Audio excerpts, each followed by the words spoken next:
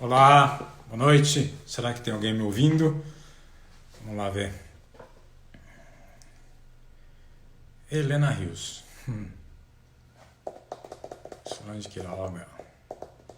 Bernardo Dorff, boa noite, doutor.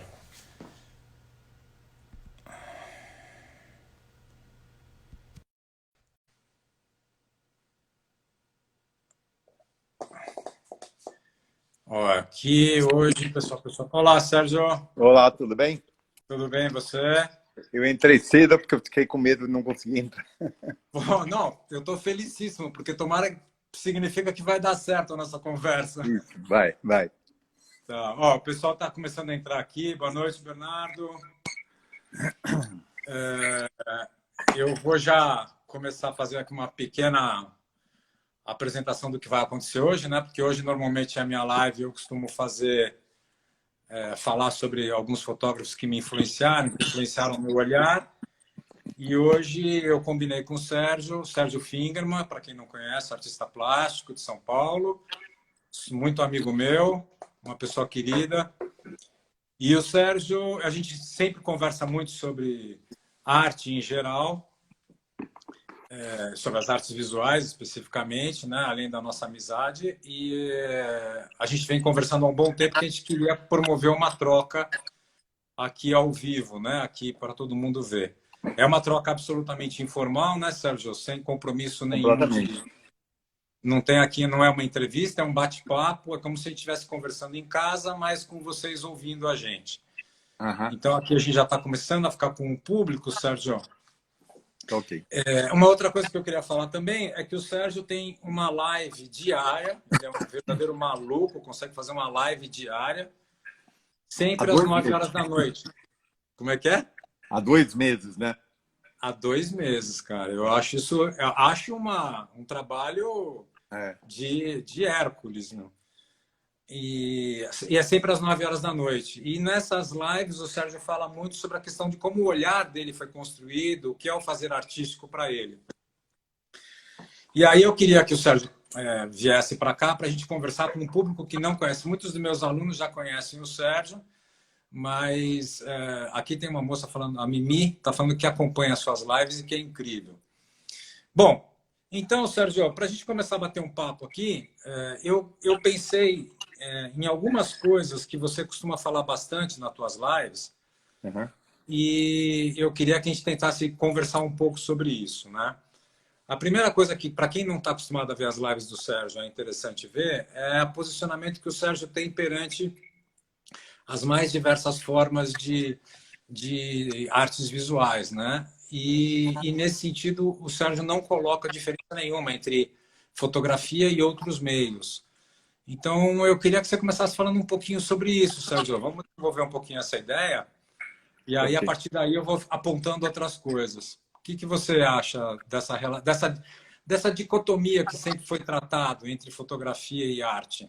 E Artes é visuais. engraçado que eu tento lembrar que eu, na adolescência, eu recebi um livro, uma enciclopédia de arte, e ela era dividida assim pelos estilos, pelas épocas, né? E no final separado tinha uma coisa sobre a fotografia. Uhum. Eu nunca consegui entender porque a fotografia, da maneira, inclusive como era apresentada lá, era uma fotografia, não é uma fotografia documental, era uma fotografia que continha um pensamento, uma reflexão sobre a imagem. A Sim. imagem como oferecer uma imagem como uma possibilidade de criar um pensamento a partir da imagem.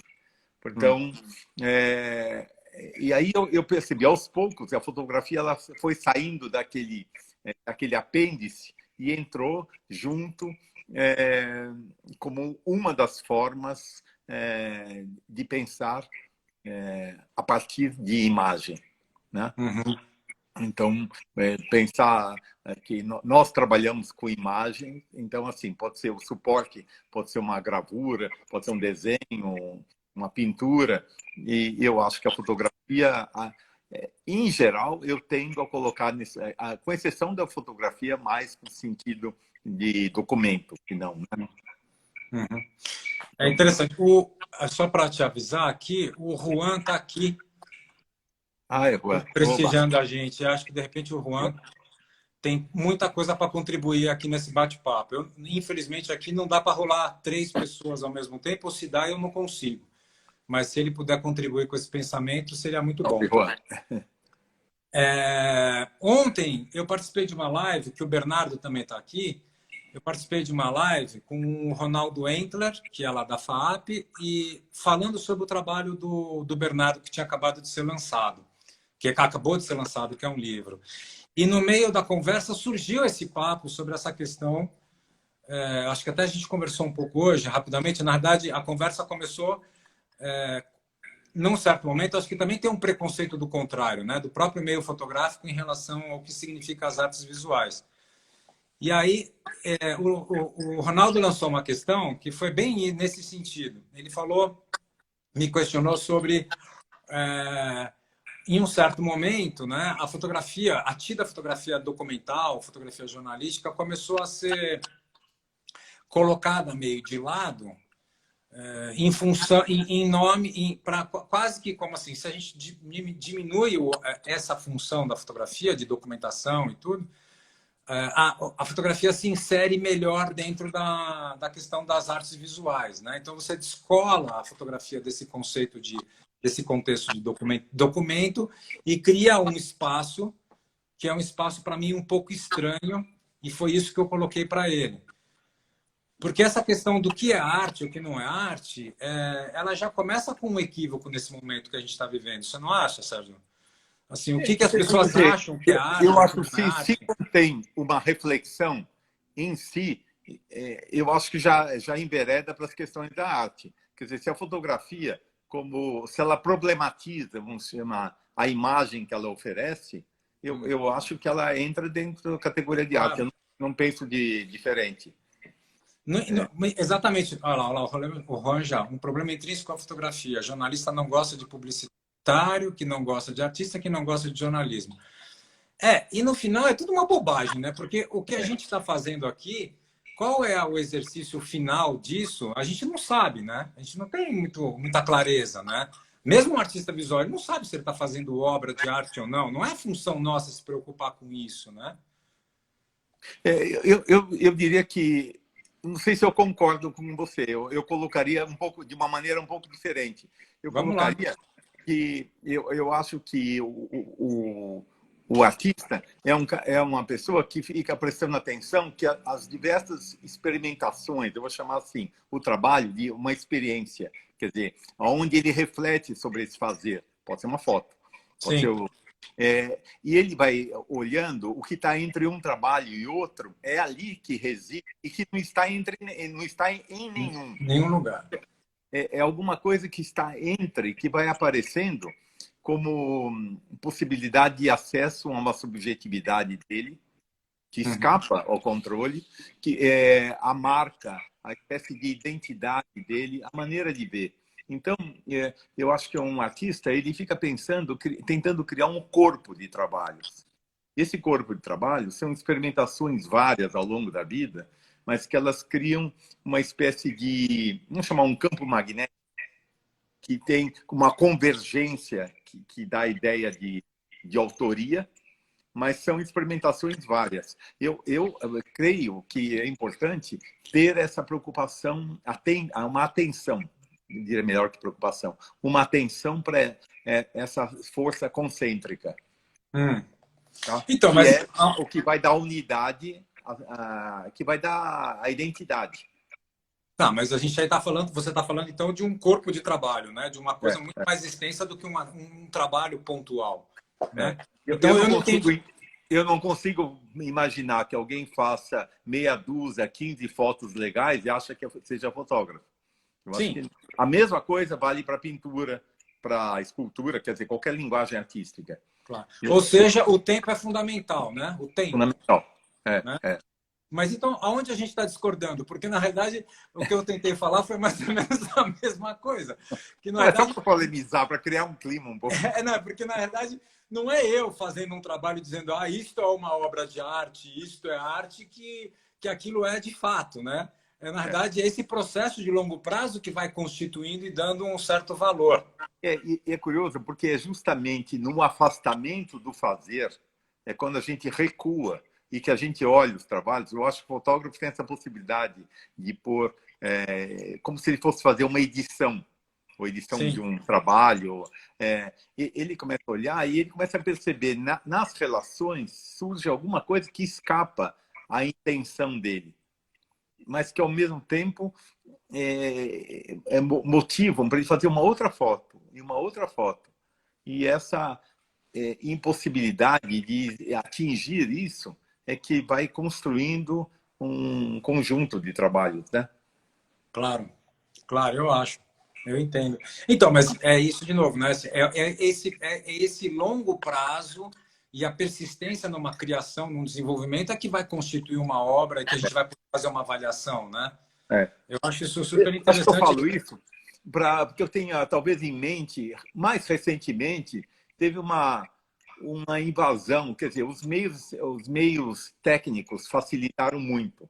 Então, simplificou, quer dizer, qualquer um pode produzir imagens. Agora, Sim. não é o fato de ser uma imagem que é capaz de fazer essa operação que nós estamos falando. Uhum. Essa operação, que é refletir sobre o significado da imagem, aí tem que ter um artista, tem que ter a alma de alguém, que senão vai ser um produtor de imagens. Uhum. Eu acho que eu entendo arte numa outra instância, assim, né?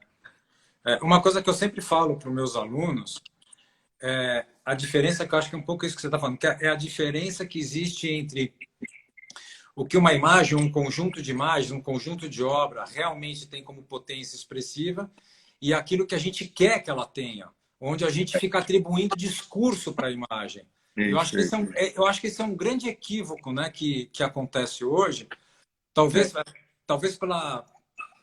Eu não sei se eu vou ser honesto, justo com o que eu vou falar, mas eu acho que é o que me vem para a cabeça. Talvez pela pouca profundidade com que as pessoas levam a sério esse fazer, elas criam, por facilidades, elas criam imagens e depois elas atribuem discursos para essas imagens, mas esses discursos, eles, quando a gente olha com cuidado, eles não estão lá.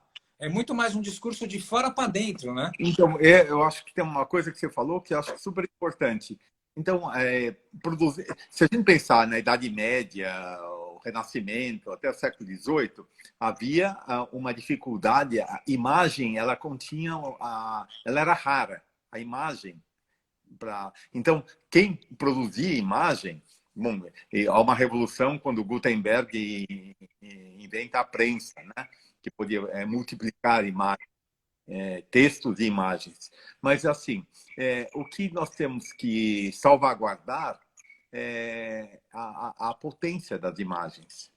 Então, eu não consigo imaginar que alguém tem algum interesse artístico tem uma preocupação intelectual sobre o que a gente faz. Então, é um conflito, é um fazer e um pensar sobre o fazer. Eu acho que essa é uma condição fundamental para alguém trabalhar. O que eu diria que para você, eu comentaria, que eu acho que mais recentemente tem a facilidade em produzir imagens e a falta de o empobrecimento de referências. Embora nós tenhamos uma facilidade pelo computador, quer dizer, de acesso a informações, eu acho que é fundamental para quem pensa, qualquer atividade, ela contextualizar o seu trabalho.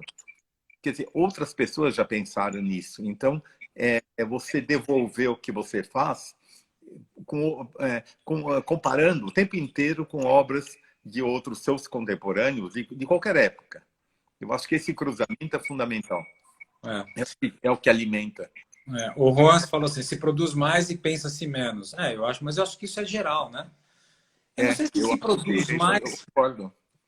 Mas eu não sei, eu tenho uma questão aí. Eu não sei se produz mais no sentido do indivíduo ou Não, se, na quantidade. realidade, Não, é a quantidade. quantidade de gente que está fazendo e não tem reflexão nenhuma sobre esse Não, e fazer. quantidade de gente que está fazendo e quantidade de produção. É tão fácil você gerar uma imagem. Inclusive, ela não está passando mais por problema de ampliação, etc. Ficou muito fácil gerar imagem, mas ela está faltando, acho, consistência e referências. Acho que mais de tudo, referências. É. Mas eu acho que falta mesmo pesquisa, né, Sérgio? Por exemplo, aqui, e o Juan, aqui, que é professor e é um cara super culto, ele vai ter que. Seria bom ele colocar a intervenção dele nesse sentido também. É um aspecto que eu vejo assim. Eu dou muito aula, e o Juan também dá muita aula, e você também dá muito aula. É um pouco assustador o quanto as pessoas têm pouco conhecimento, apesar da internet, É, do que já foi feito. E como foi feito e com isso. que qualidade foi feito.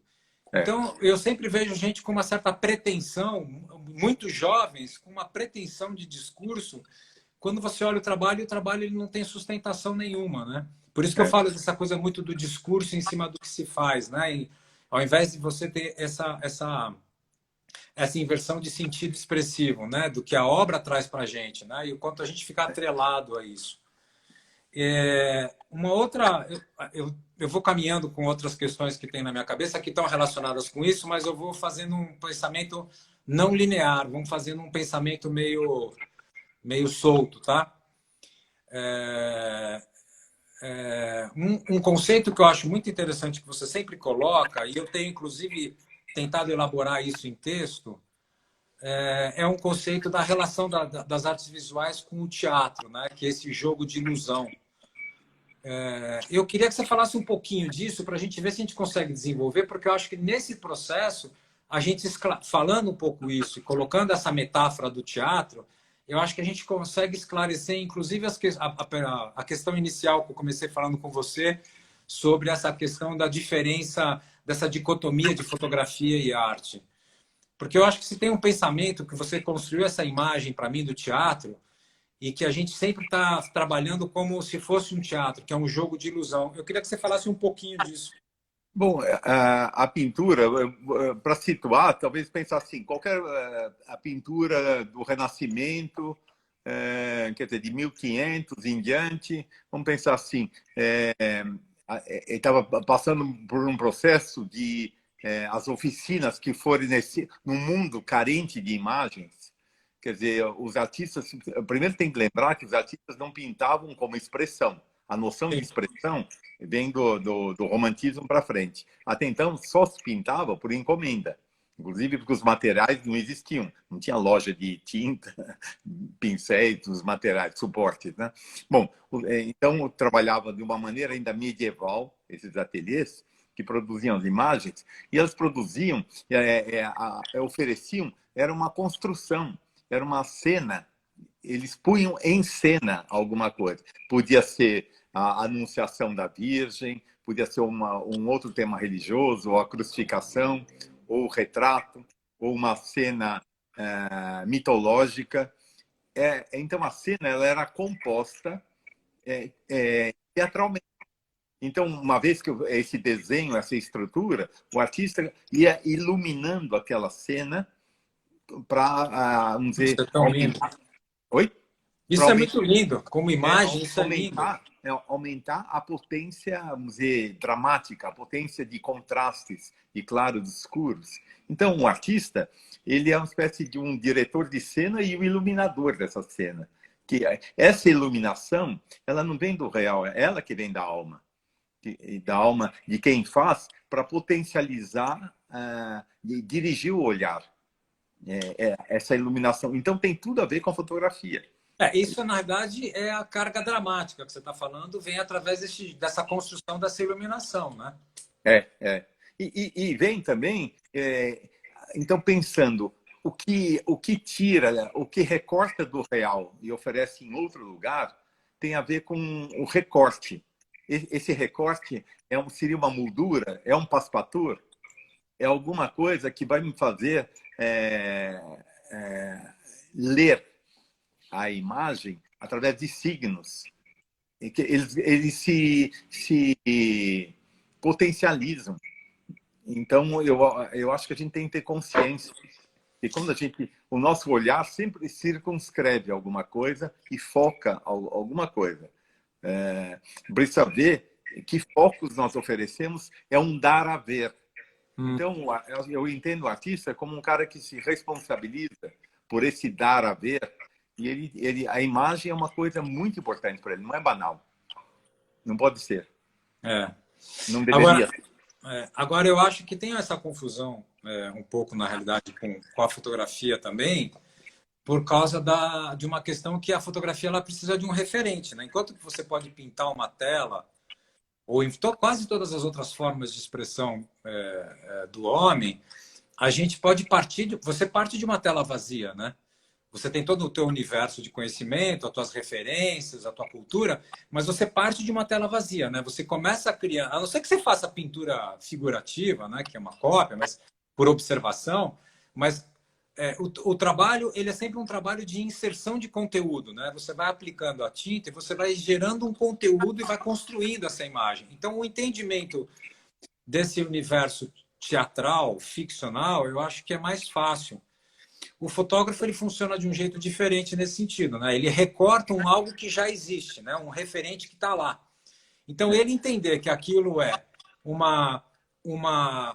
ele não reproduz real, mas ele cria uma estrutura dramática de algo que precisa do real, mas não é o real, é mais difícil para o fotógrafo muitas vezes entender. Eu acho que eu, como professor de fotografia, a maior luta que eu tenho é a pessoa entender que o que ele fotografa não é aquela coisa em si, né?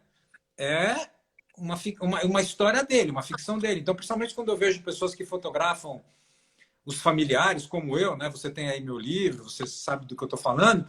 Eu não estou fotografando aquela pessoa, eu estou fotografando um personagem meu, uma coisa que eu criei. Mas eu não vejo diferença. Eu concordo totalmente com o que você está falando, mas eu não vejo diferença, não. Porque dando aula, você vai dar aula de desenho, de pintura, é a mesma coisa. Porque são questões de narrativas. Quando eu falo para uma pessoa, olha essa natureza morta em cima da mesa, o que ele vai ver não é o que eu estou vendo. Então, claro. Tem um filtro. Quer dizer, a maior dificuldade primeiro é fazer ver, porque eles querem reconhecer. Eles, eu digo, os estudantes, o jovem artista que está na minha frente, ele quer reconhecer. Então, você tem que esvaziar isso e fazer com que um acontecimento, olhar já é um acontecimento. O trabalho da gente, ele não começa quando você fez a foto. Ele começa, um trabalho anterior. Então, você trabalha você tem que se construir também como sujeito e atento às suas narrativas. O que faz, com o que você trabalha para produzir narrativas. E conforme você estava falando, eu fiquei pensando, se é um fotógrafo, podia pegar uma parede e ele vai se afastando, de alguma maneira ele vai achar um foco para alguma coisa, uma sujeira na parede, uma rachadura. Eu não vejo muita diferença, não. Você está falando, eu não vejo diferença também, mas a questão não é a gente ver diferença, a questão é as pessoas entender, né? Que não existe essa diferença, que é um jogo ficcional, que é um jogo de ilusão, né? Eu acho que tudo é legal na vida, pensar que tudo são narrativas. E as narrativas, não existe verdade em nenhuma delas. A gente tem que aguentar, primeiro, a verdade não existe. Dói. É duro. E aí, então, são narrativas. O que é interessante é a multiplicidade de narrativas que vão dar uma espessura à nossa experiência do real. Que real também. O real existe, o real não existe, é uma outra ficção. Agora é interessante porque você usou uma palavra para explicar essa cena sobre a natureza morta, quando você apresenta para um aluno, né? Em que você falou que você tem que ajudar a ensinar a ver, porque senão o primeiro ato sempre é um ato de reconhecer, né? Esse reconhecer que é complicado, porque é uma busca por algo que ele já tem dentro dele, que ele quer que esteja ali. E ele não vê aquilo que está ali de fato, né? como construir algo que está ali, né? É. Eu acho isso bem... Nas minhas lives, a minha memória está um horror, mas eu lembrei de uma frase do escritor Galeano, aqui do Sul, da América do Sul. Eu nem, não lembro aonde, mas eu me lembro que é um personagem que ele está com o filho e ele vai mostrar o mar para o filho que não essa conhece. cena é linda. Então tem um caminho, tem um percurso, e quando chega frente àquela imensidão, a criança pega a mão do pai, eu acho, e fala assim: me ensina a ver. A ver. Ela não conseguia aquela imensidão. Ele Então, não dava conta, né? eu acho que isso ajuda, né? Eu acho que ajuda a gente pensar que nós, artistas, seja com que especificidade, se é fotógrafo, o que quer que seja, tem esse pacto. Vamos ensinar. Tem um sentido de ensinar, de fazer talvez a palavra mais justa seja fazer um testemunho. Quando eu vejo o que acontece, como que eu ofereço essa coisa para ver, né? Mas esse testemunho você está colocando é interessante, porque quando você usa essa palavra testemunho, a gente está criando um entendimento de que a gente não interessa qual seja a complexidade de uma obra, não interessa qual seja o momento que essa obra é feita, ela é sempre um testemunho daquela época, ela é sempre um testemunho daquela história, pela perspectiva de quem fez, claro, mas é sempre um testemunho, né? É sempre um documento no final. O Sérgio caiu. O telefone. Voltou? Você entendeu o que eu estava falando? Não, já voltei. Tá. É que tocou o telefone. Tá. Mas você entendeu o que eu estava falando sobre a questão do testemunho? Como, o que você acha disso? Espera um pouquinho. repete de novo. Não, o que eu estou falando, quando você usou a palavra testemunho, quando você usou o termo testemunho, a gente está inserindo no contexto do fazer artístico esse testemunho, que significa a gente estar tendo consciência de que aquilo que a gente faz, de alguma maneira, sempre chega num ponto que é um testemunho de uma história, um testemunho de um momento histórico, de um momento em que aquele artista está inserido. Eu acho que eu usei a palavra testemunho para implicar uma responsabilidade que ele tem que elaborar, que é além do reconhecimento emocional. Em geral, como eu dou aula há 40 anos, as pessoas, em geral, param quando elas reconhecem que produz emoção, ou que tem uma emoção contida naquele fazer. E eu sempre acho que é muito pobre, é miserável, na verdade, né? Parar nisso. Falar isso é da ordem da miserabilidade. Eu acho que o que nos faz humanos é a capacidade de elaborarmos. Porque eu sempre, aquela coisa que eu falo, brincar, que sentimento qualquer um tem. Ela não é exclusividade. A pessoa fala, eu sinto. Não, qualquer pessoa sente, qualquer circunstância provoca um sentir. Calor, frio, a minhoca, ácido, né? Aí eu falo, os vermes também sentem. Quer dizer, o que nos faz humanos é a capacidade de elaboração da sensação em pensamento. Então, para ser artista, isso é fundamental. Para ser artista, não, para ser humano. Para ser humano. Para ser humano. Ser humano é praticar aquilo que nós temos, que vem pela consciência. Então, eu acho que aquela criança do Galeano, ela está pedindo, eduque meu olhar. E quem trabalha com o olhar como experiência tem que falar em que bases trabalha. O que a arte do século XX já provou, que essa aposta narcísica da expressividade, de achar que há um conteúdo dela, deu no que deu. É um caminho furado. Não há conteúdo na expressividade. Ela faz parte do processo, mas ela não é conteúdo. Então, um pintor gestual ou um fotógrafo tem alguma coisa que é além, que está além. A gente, o produzir imagem, inclusive com os meios que a gente tem, hoje ela se banalizou de tal forma, então, mas prova que a questão da arte é além da imagem. tem alguma coisa que a gente enlaça, a gente captura, né, a atenção de quem está vendo, ele acha que vai entender, se ele entender através da imagem. Não. Eu acho que o que ele vai perceber é uma operação que vai acontecer, que é anterior ao entendimento. E eu acho que as artes trabalham com uma coisa que é um pouquinho anterior ao entendimento. É. Outro dia eu vi uma entrevista do David Lynch, sabe aquele cineasta, o David Lynch? Uhum. O David Lynch, eu não sabia disso, eu descobri, eu vi uma entrevista e aí a partir daí eu comecei a pesquisar e em todas as entrevistas que ele faz, que ele dá, quando chega aquela famosa pergunta, mas o que o seu filme quer dizer?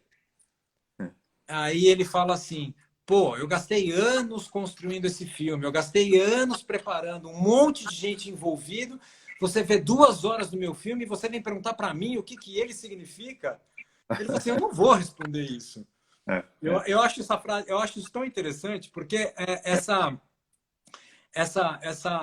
maneira de a gente entender, de a gente querer justificar o que a gente faz e, de alguma maneira, criar atalhos para que se tente se chegar em algum lugar, eu acho que isso é um dos outros fracassos desse momento contemporâneo nosso no meio artístico. Você não acha?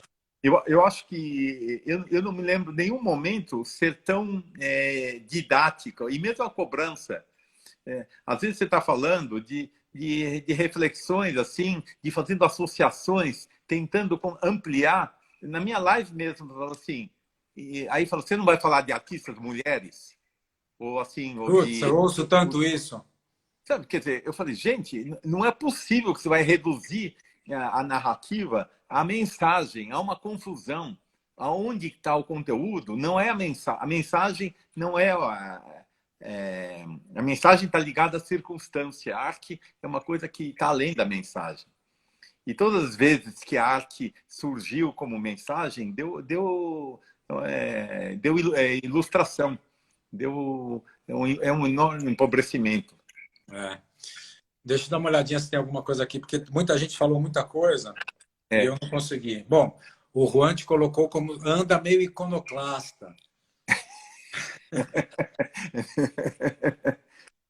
Aí, peraí, deixa eu ver aqui. Aqui a fala vai indo, a gente perde a conexão com o que foi escrito. Deixa eu pegar aqui um pouquinho. Ouvi há pouco Isa falando sobre a questão da diferença. O Juan falando sobre a questão que as pessoas confundem muito, né? O que é conhecimento com informação. Tem uma coisa que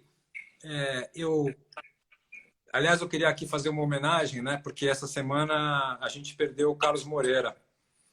E o Carlos Moreira, além de ter sido um grande fotógrafo, extremamente importante para a história da fotografia brasileira, ele foi meu mestre. Eu estudei com ele 3 anos, foi ele quem me iniciou. E num documentário, o Carlos Moreira fala, a pergunta foi feita para ele, o que ele acha que um professor de fotografia tem que ensinar. E aí ele fala que a história que o professor tem que criar salve Carlos Moreira, isso mesmo, Han. Aqui para aí que a história que o professor tem que criar é a história que é a história dele, como ele enxerga a fotografia, quem são as referências dele, da onde ele buscou as referências e que ali existe uma sinceridade, uma honestidade que a partir daí ele pode passar e transmitir algo. E eu acho isso para mim está totalmente afinado com o que você está falando agora, né? Porque não é importância, a questão não é a mensagem, né? É aquilo que você construiu dentro de você e como é que você transmite isso, né? É a cena que você falou do pai, o menino pedindo para o pai ensinar a ver. Com que ferramentas que esse pai vai ensinar a ver, se não vai ser com a própria história, né? Muitos de vocês foram já assistir concertos de pianistas e aí no programa está escrito fulano, estudou com fulano, ciclano. Por que está escrito isso? Porque mostra uma filiação. E aí fala da escola de Liszt, da escola do Brailovsky. Sabe? Pega. Então, na verdade, coloca uma pertinência, um pertencer. Então, isso dá parâmetros para a gente entender a maneira, no caso do pianista, como ele interpreta, quer dizer, nos dá ferramentas para a gente, vamos dizer assim, ter uma experiência mais profunda. Uhum. Nas artes, falar das referências é muito importante. Uhum. Eu acho que eu concordo inteiramente com o que você está falando. Eu também concordo. Eu acho. E é tão louco, porque para você falar dessas referências, você também precisa, como artista e como professor ou qualquer outra coisa, você precisa de tempo, né? Para criar esse caldo interno seu e que dali você extrai a tua essência de como você é como artista, como fotógrafo, né? Ou como, vamos colocar aqui a palavra só artista, né? Sem nenhum tipo de exaltação que essa palavra represente, né? Mas é só com o tempo, né? Então eu me assusto Agora, profundamente. eu vou só fazer um parênteses. Eu acho assim, cabe o oposto disso também. Se pode existir, eu esqueci o nome daquela fotógrafa norte-americana que era babá de uma família que a vida A inteira Vivian ela... Maia. Isso. Por exemplo, tem tantos exemplos de manifestações espontâneas que podem escapar, mas é bom entender que é raro. É raro. E a gente acaba vendo essas manifestações espontâneas dentro de uma caixinha, numa gaveta. Mas eu entendo, não à toa que o Leonardo da Vinci fala que arte é uma coisa mental. Quer dizer, é uma experiência mental. Uhum. Ela não é só fruição, não. Você tem que elaborar, você tem que se responsabilizar por tudo que e é louco isso falar, né? Que eu acho que na arte contemporânea houve um empobrecimento enorme, enorme. Quer dizer, houve uma aposta que eu falei, na expressividade, na intuição e uma aposta enorme na mensagem. Mas essa aposta na mensagem, na verdade, provocou um esvaziamento, né? Um esvaziamento de conteúdo, de tudo, né? Mas isso na realidade funciona para mim para uma estrutura de mercado aonde você alavanca com muita rapidez alguns tipos de trabalho, alguns artistas jovens que são consumidos com muita rapidez, né? E esse é o jogo, né? Porque aí você fica substituindo, você fica trocando, você fica... Porque se tudo está só na mensagem, você esvazia tudo aquilo que nós estamos falando, referência, conteúdo, esvazia tudo. O Então ofício, que eu vi a ofício. gente está falando do ofício. Sim, eu acho que a arte ela tem que ser sempre mantida numa condição de, primeiro, de não há necessidade. É um fazer sem destino. É um fazer pela excelência, a busca da excelência. Muitos de vocês devem conhecer um filme, né? A Festa de Babette, que era a história de uma cozinheira do Luís XIV, acho que sim, Luís XIV, e que quando tem a Revolução, não do Luís XIV, o outro rei, e quando tem a Revolução Francesa, ela tem que fugir da corte. Ela acaba caindo numa comunidade protestante na Europa, na Dinamarca, eu acho. Uma cidadinha pequena. E aí depois ela tem uma circunstância, ela ganha na loteria, ela acaba fazendo um jantar de homenagem àquela comunidade. E ela importa tudo, a louça, os ingredientes mais incríveis, e ela faz um jantar para uma comunidade protestante que tinha votos assim de restrição do prazer. Votos de simplicidade, rusticidade até, né? De contenção. De E aí é contenção. incrível que alguém no final do jantar, que ela está exausta e que ela ofereceu o de melhor, de mais lindo, mais gostoso, tudo. Alguém fala, mas como que você fez isso? Para eles, que não tem os adjetivos apropriados para isso, e ela fala, um artista não pergunta para quem, ele faz. Então, tem que aguentar que não tem garantias. Essa cena que você está falando, ela é emblemática, né? O artista trabalha sem garantias do reconhecimento do outro, ele vai produzir a excelência, ele vai oferecer, é um dar a ver, onde a exaltação está nisso. Eu acho que... Então, não está no reconhecimento do outro. Que é exatamente o oposto do conceito de produção de hoje, né? É. Exatamente o oposto, né? É, Se e faz é com engraçado as palavras. objetivo Eu acho já, que a né? gente tem que tomar cuidado, porque arte não é produção. Exatamente. Eu Como ela é um odeio essa fazer palavra inútil, produção. ela tem que ser sustentada enquanto... As pessoas me perguntam, e agora? E depois da pandemia? Você acha que o mercado volta? Então, como? Eu vou parar de pintar? Eu vou parar?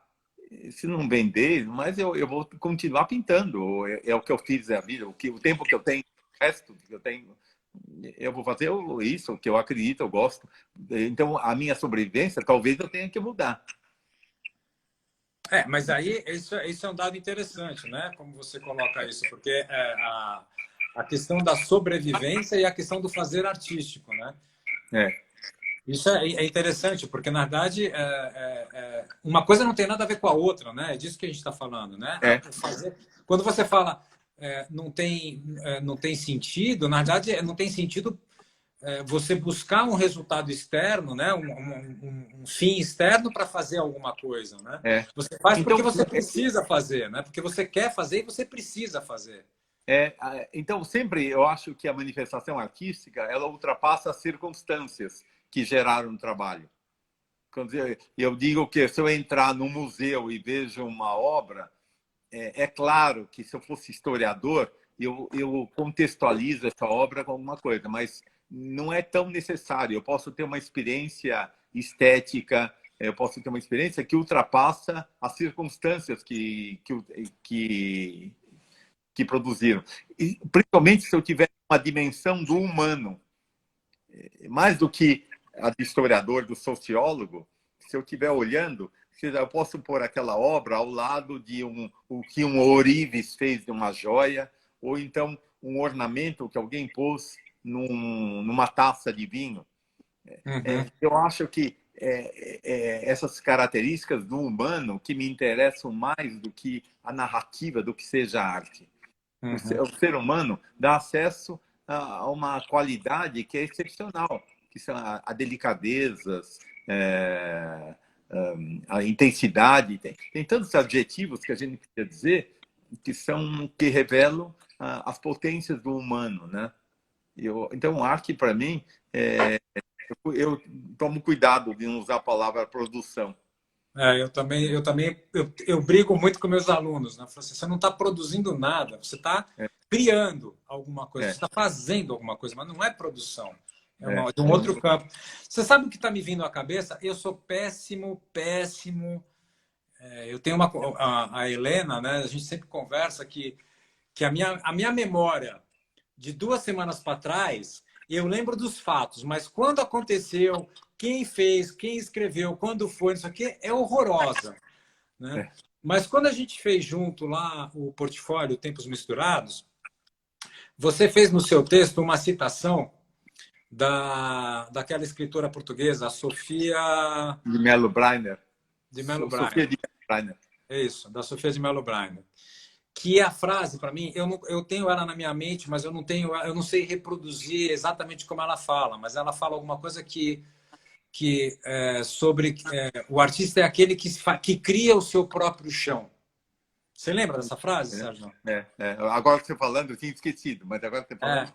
É tão linda. Eu preciso achar a frase. Numa próxima live eu passo ela. Eu vou pegar o portfólio depois, eu vou anotar a frase e vou passar para todo mundo, para todo mundo. Mas é isso, né? Aquela frase ela marcou muito, né? Quem dança não é quem levanta a poeira, mas é quem faz o seu próprio chão. É algo nesse sentido. Isso, exatamente nesse sentido. Mas olha, o Fernando Pessoa, quando ele fala o poeta é um fingidor, aí ele mesmo acredita naquilo que ele inventou como narrativa. E ele precisa... Então, tem alguma coisa que precisa ser assim. A gente tem que ser capturado na ilusão que o nosso fazer produz também. Porque onde a gente vai habitar é nessa ilusão. Então, não é na questão narcísica do próprio conhecimento. Claro que pode ter isso, mas eu acho que usar só para isso é pouco. É pouco. É pouco. Eu acho que é pouco. O Juan está colocando uma questão aqui, e a palavra obra? Eu acho que justa. Embora a obra eu entendo como o conjunto. Eu prefiro a palavra trabalho, Juan. Assim, você tem trabalhado muito, porque é trabalho. Mas, assim, obra, para mim, quando tem um percurso muito longo, um artista com uma trajetória, sei lá, falar da Renina Katz, aí você pode falar a obra da Renina, eu me referi, porque deu um percurso. Aconteceram coisas e ela criou um corpo de trabalhos que eu posso me referir a esse corpo de trabalho. Em determinado momento, fazer recortes desse corpo. Mas eu sempre me incomodou um artista jovem, começando a trabalhar, já falar minha obra. Eu acho muito presunção, né? Eu E acho o também. Roger falou que é uma provocação. Não, não é, não. Eu acho ótimo. É um esclarecimento. Nós somos geração de assembleia, Juan. Então... Essa é uma boa.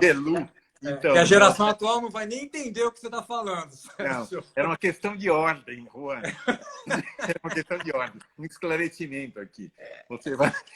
Agora vai ter que explicar o que significa uma assembleia, porque as pessoas não vão saber. Não sabe mais o que é isso.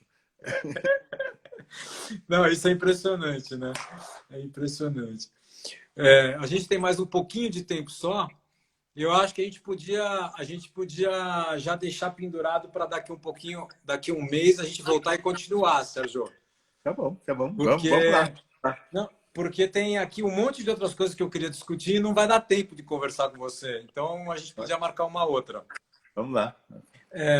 Tem uma outra coisa que eu acho que está relacionada com isso que você está falando, que a gente está falando sobre a questão das referências, do reconhecimento, do tempo necessário, que é uma outra imagem que você constrói, que eu vejo você repetir muitas vezes, que para mim é super interessante, que é a questão do artista ser aquela pessoa que vai para o acostamento.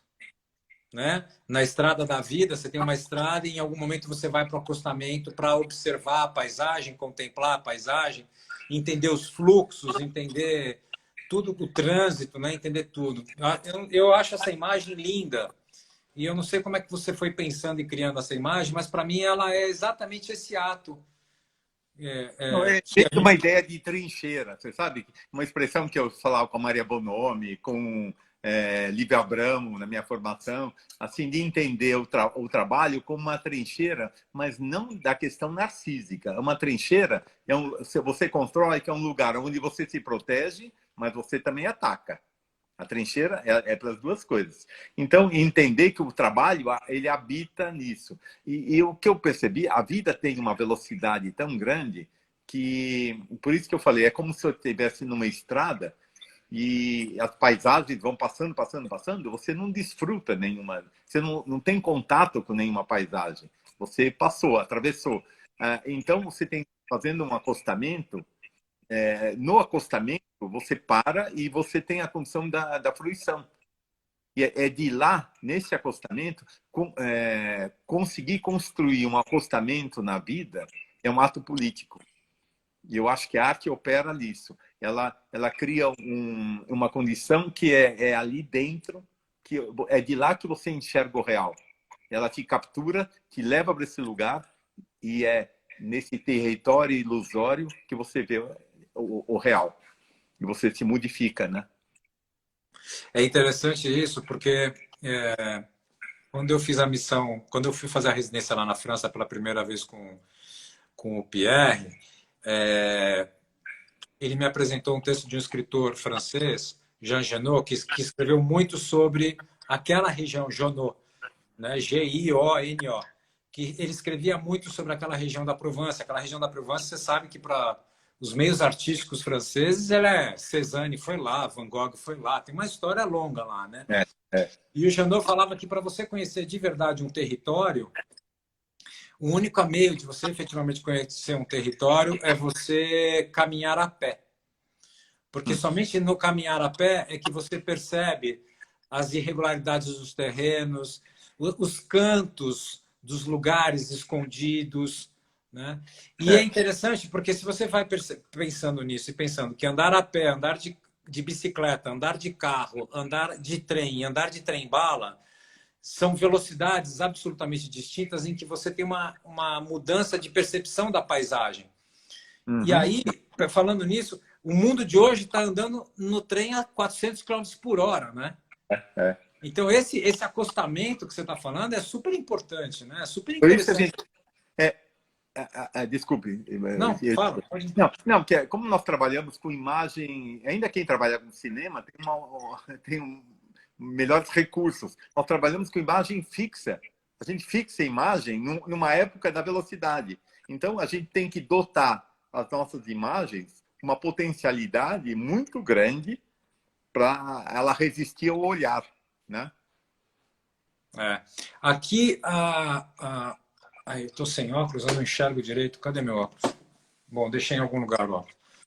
Aqui alguém fala assim, vale também para a arquitetura. Claro, se você olhar a arquitetura, por exemplo, do centro de São Paulo, do centrão de São Paulo, que é uma arquitetura cheia de sofisticação e de detalhamento, é porque as pessoas andavam a pé ali, né? Se você vai para a arquitetura da Berrini, da Zona Sul de São Paulo, é uma arquitetura de vidro, sem textura, sem nada, porque as pessoas não estão andando a pé, elas estão passando de carro, né? Então, é a estrutura na monumentalidade do prédio, nas linhas monumentais do prédio, que a gente percebe o prédio, não é no uma detalhe. Arquitetura que não deixa a marca humana, né?